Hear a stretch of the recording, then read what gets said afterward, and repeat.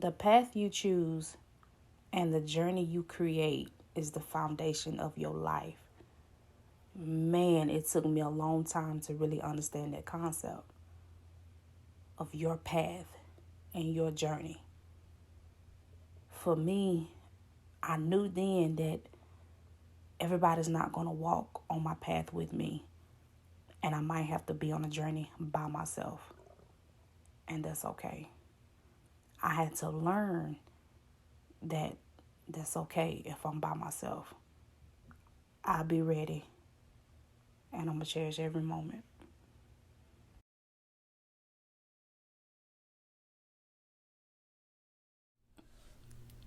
Hey everybody, hope everybody's doing good.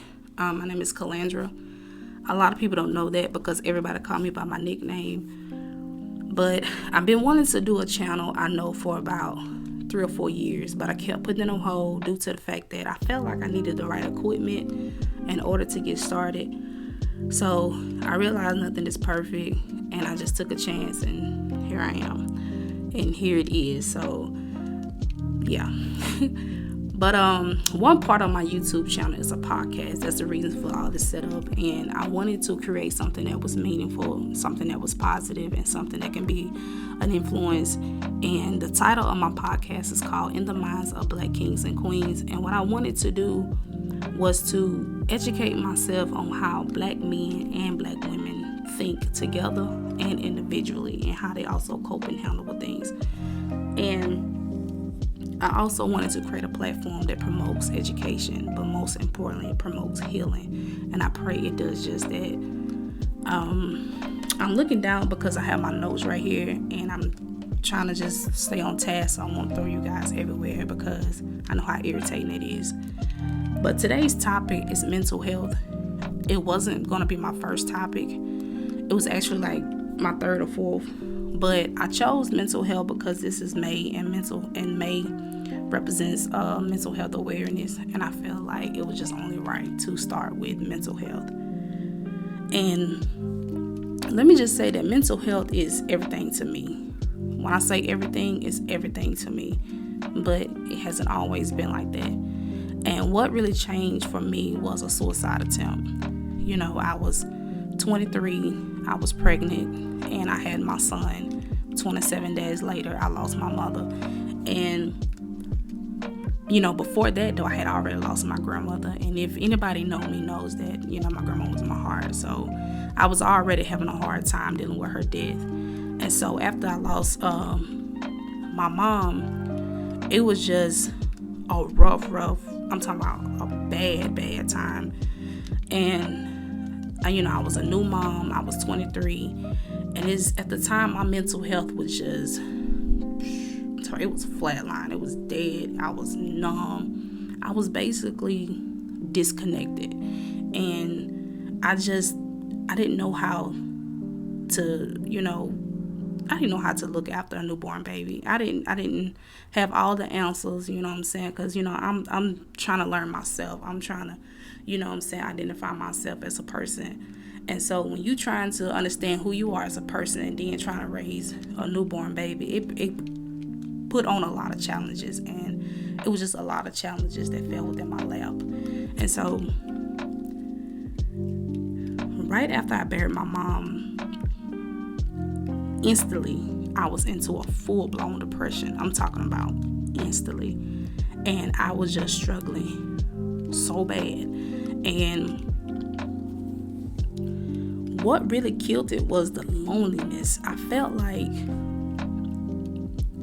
so alone because, I had lost my mom. I had just lost my mom. I had lost my grandma. I was bouncing from house to house. I don't know if a lot of people know that, but, after my mom passed, I was bouncing from house to house. And at one particular time, I actually slept in my car. And so it was real rough.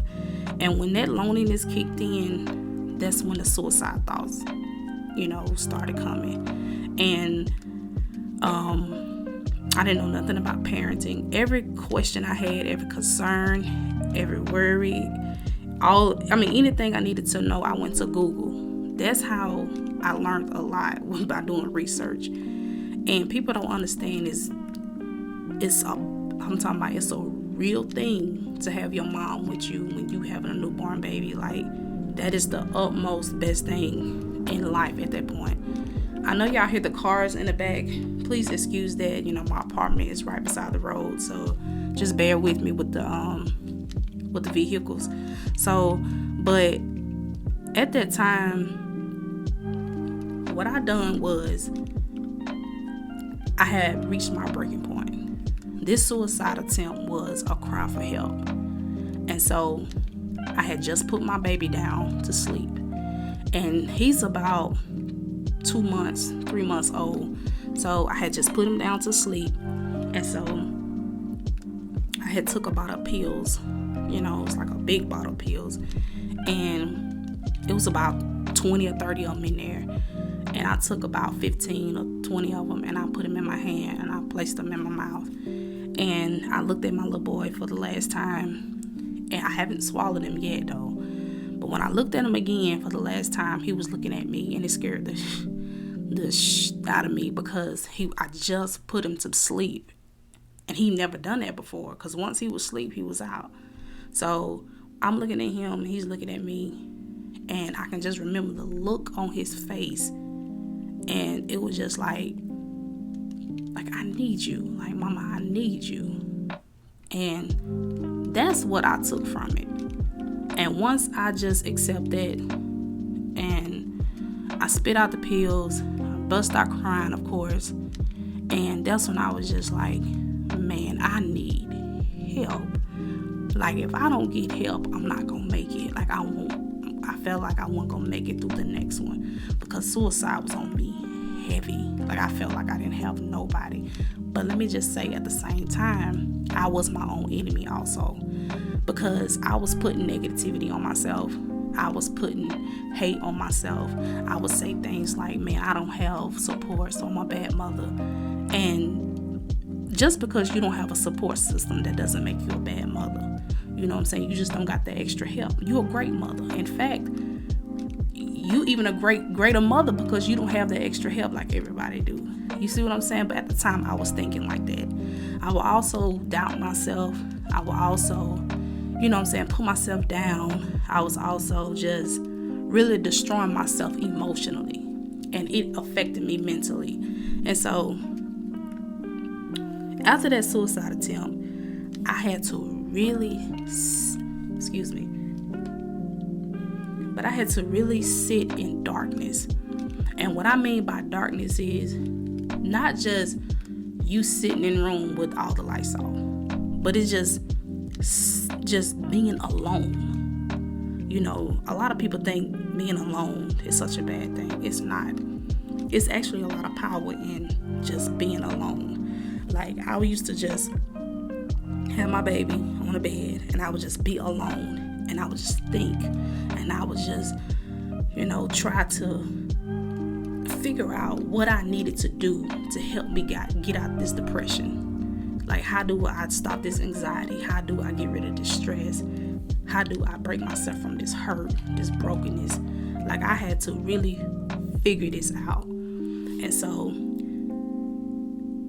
being alone and just looking at myself in the mirror to see the person that I needed to create so I can be a better person for myself and a better mother for my son. Like, I had to face the very enemy in the mirror, which was me, because I had to face, and sometimes, a lot of times, your own demons is yourself. So I had to face this demon of myself in the mirror, and I had to face this person like, look, I can't do this like this anymore. Like, I had to break free from my own self, and I did just that. And how I did that was acceptance. Sometimes, or majority of the time, you really have to accept the shit that's going on in your life, period. Like, I had to accept the fact that my grandma's dead. I have to accept the fact that I dropped out of school. I have to accept the fact that I'm pregnant. I had to accept the fact that I just lost my mother. I had to accept the fact that I had to bury my mother. I had to give birth, and then I'm responsible for a new human being. Like, I had to accept all these things. once I learned to accept the fact that this is what it is, I had to stop making excuses. I had to stop, saying that, man, I don't have this or I don't have A, B, and C. Because if I didn't plan it out and do it for me and my son, it wasn't going to get done. So I started tackling it. And what really motivated me was fear, because I was so scared. I was so scared of failing. I was so scared of being alone. I was so scared of just doing the wrong things and taking risks and getting out there in this thing called life. Like I had fear. And that what motivated me the most was fear. So the more I was scared, the more I went out there and just attacked it. And I just want to encourage you guys to do that. Like, no matter what's going on, the fear or whatever that's keeping you down, go and face that head on. And that's what I had to do. Once I did that, after I learned to accept what was going on and what was happening and what was done, that's when self-care hit. Before I even get started about self-care, I'm going to tell you what comes with self-care. Some self-care comes with a lot of hate from the outside. What I mean by that is when you start putting yourself first, start taking care of you first, you're going to get a lot of haters. And they're going to say things like, oh man, she acting funny now. Oh, he's selfish now. Or she acting brand new now. Oh, he think he doing something now. That is when the outside world going to start coming in and trying to put that negative energy on you and that negativity on you. And so here's the thing about self-care. It's one of the best therapeutic things ever, because what it does is, this is when your healing starts. And what I mean by that is, you might have to cut some folks off. You might have to cut family off. You might have to let go of some things on your job. You might have to walk away from your job. You might have to walk away from relationships. You gonna have to do whatever it takes in order to receive your peace, get a sense of happiness and a sense of joy. And sometimes you have to let go of the very thing that hurts the most in order for you to get that peace. Like, even as such as school. Like, I had to let school go again, because here I am trying to raise 2 kids, trying to keep a home, trying to work a full-time job, then school, then this, then that, and then all the other stresses that come with it. So it hurted me to let go of school, but I had to let go of the very thing that was hurting me in order to have a sense of peace, a sense of direction. And it's not bad. It's not that, oh, I just give up on school. Even with your business. We all know that business comes with a lot of stress, a lot of hassles. When it gets to a point where it's taking a toll on you mentally, you might have to put it down some. It is not just like you giving up or nothing like that. It's just the fact that, I kind of have to put this down for a while, and then I'll pick it back up when I'm ready. It's okay with just letting go of things temporarily. That's all it is. Nothing wrong with that. And as far as my self-care and what I like to do, find some things that you're interested in. Find some things that you can embrace in order for you to have peace, have a sense of direction. And what I do is I write a lot. I don't care what it is. If I have to write down a cussing word for the day, if I got to just write down some encouraging quotes, if I got to write, I love poetry, so I write poetry a lot. I read a lot. And I don't know why people think reading books is lame, but anywho, to each his own. But I love to read because, I want to, each level that I can reach to enhance my learning, to enhance my education, and just to, really put myself on this high level of learning, because I love to learn. I love knowledge. So I'm steady reaching up for that ladder to reach that point. And so pick up a book, read, learn something, create a new, a new skill, a new talent, you know what I'm saying? Find something to do that just help release your stress. And so, you know, I've also picked up art now. Like, I don't know how to draw yet, but I color real good. So I'm constantly trying to color and paint and just find some creativity within that. So, you know, as far as men, which is men is on a different level. And what I mean by that is, I had actually talked to 10 men. I interviewed 10 men. And I asked them, I said, how do you deal with your depression? How do you deal with your anxiety? How do you deal with your hurt, your pain? Like, when you are broken, how do you deal with that? How do you handle that? 6 out of 10 said drinking, off the rip. 6 out of 10 said drinking and smoking. One guy just said he just smoked all the time. The other guy said, you know, he might talk to a brother or talk to a friend or something like that. But the other guy really got to me. He doesn't deal with it at all. Not only does he don't deal with it, he don't want to deal with it. He don't want to talk about it. He don't want to, you know what I'm saying, open up or nothing like that. So, and he was the angriest out of all of them. And I think what really triggered his anger is the fact that he keep it so clogged in, he keep it so bound in, and he don't see the effects of it. Like, he wear it on his sleeves. And I just told him, I said, once you talk and once you open up, because it's uncomfortable, it hurts, it doesn't feel right.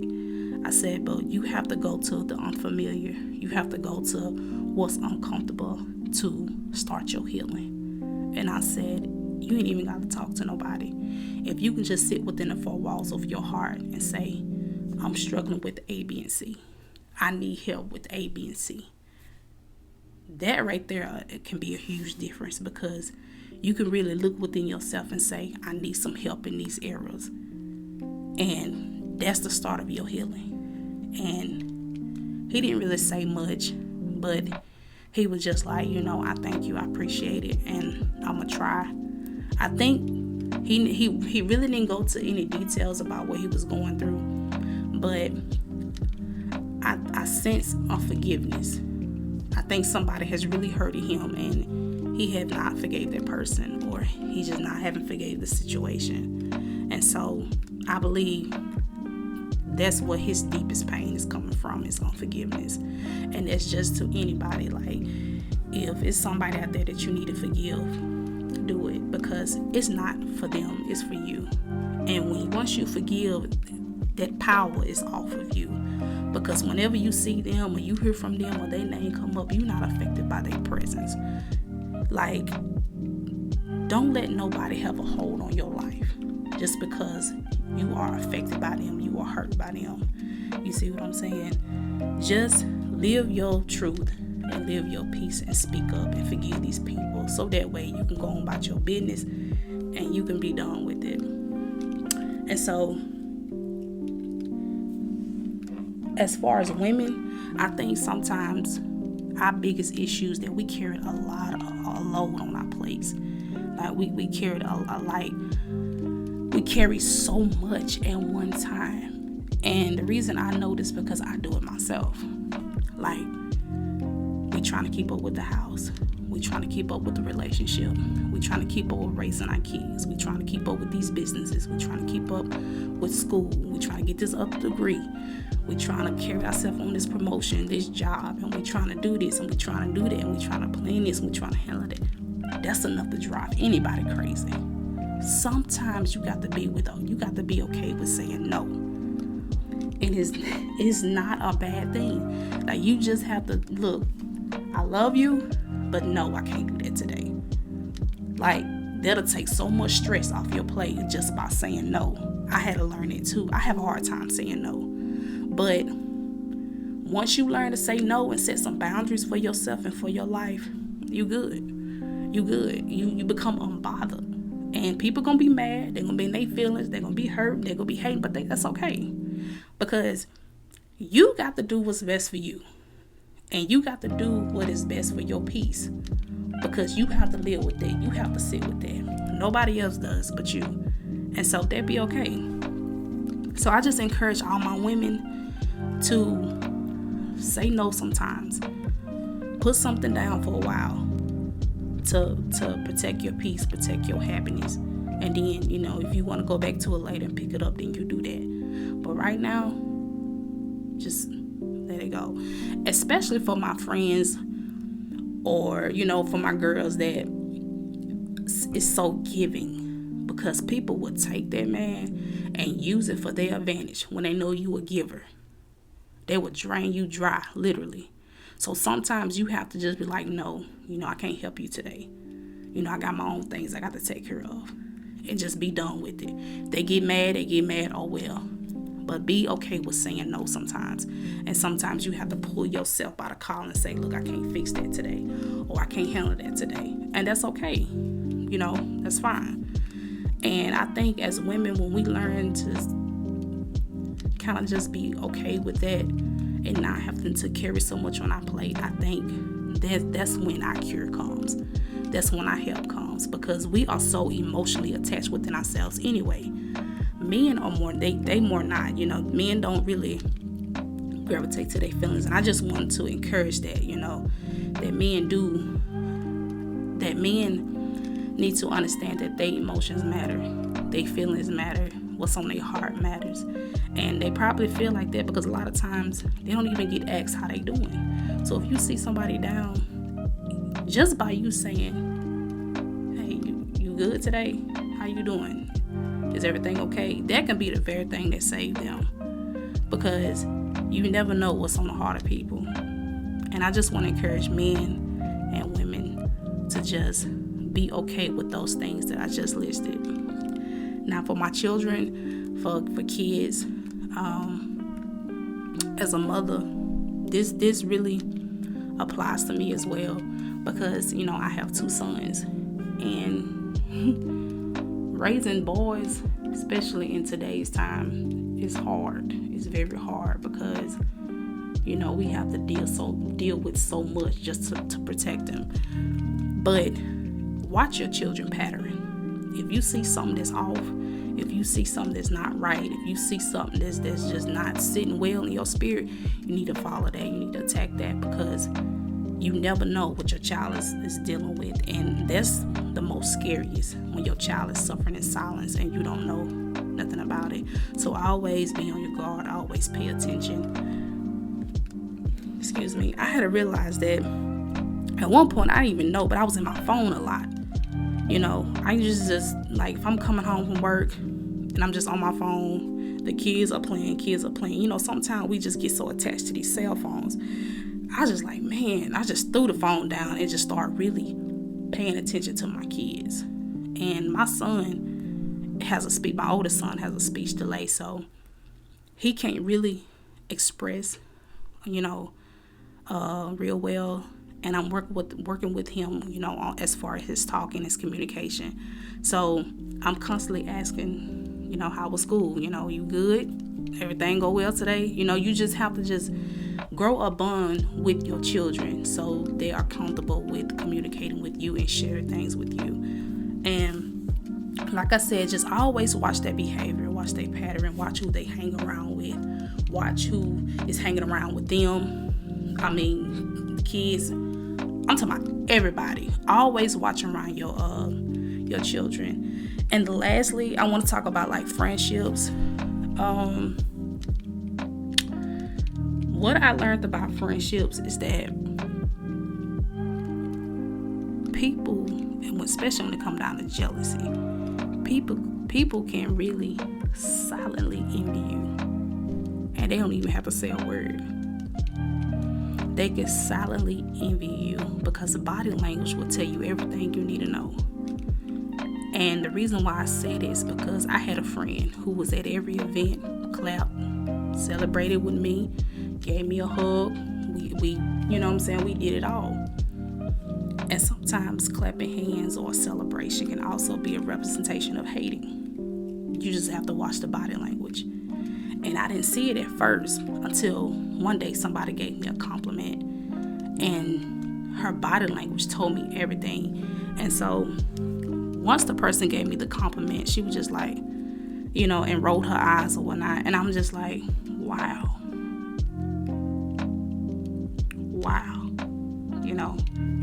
And from that day to this one, we haven't been friends because she was so jealous.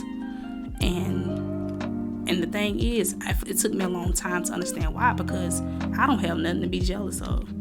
But, I had to realize that you ain't got to have nothing. You ain't even got to have no money. You ain't got to have no materialistic things. People will hate on you, but just because of the person you are, and how people just so attached to you because of your heart and how you live your life. People, that can't do nothing themselves will hate on you just because they can't do nothing. And you don't have to have anything. They just hate on you because of who you are and the person you are and the heart that you have. And so, not really sure what that's the case, but I felt like it was the case because I'm still trying to figure out what was she mad about? Like why was she hating on me for? So, and maybe that was the reason why. So just understand that you might have to let some folks go. And this girl wasn't just my friend. I looked at this girl like she was my sister. Like, this girl was my sister. And you know what I'm saying? Sometimes you might have to let go of the very person you really care about the most in order for you to have your peace. And putting yourself first, it does hurt. And it's not easy, it's uncomfortable. But then you will understand in the long run that you're doing what's best for you and what's benefit for you.